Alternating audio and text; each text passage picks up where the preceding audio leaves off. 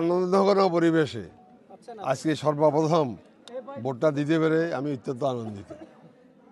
এই পৃথিবীতে মানে আপনার কিছু সংখ্যক শয়তান সবসময় আছে এবং থাকবে।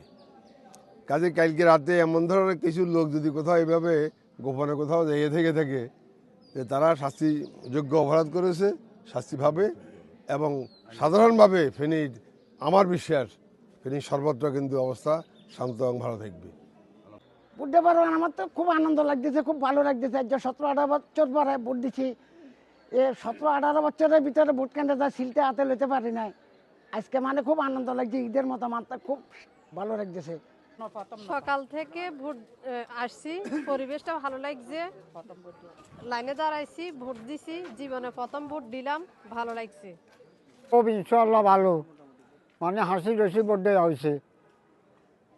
আচ্ছা কবছরের সাধন না, আজকের ভোটটা ইনশাল্লাহ মতো মনে করেন একটা শৃঙ্খলা মতো, যেভাবে শৃঙ্খলা করি করে দিছে দুজন করি মনে করেন ঢুকার এক রাতুন এক লাইনে তুন বহুত সুন্দর করি এবছরের মতো সুন্দর ভোট আর হয় না। আজ যখন সুন্দর করে ভোট দিছি সেদিন আমাদের তো কিয়া আত্ম বেরোজ পাবার কায় খাই নিছি দিতে মতো পারিনি।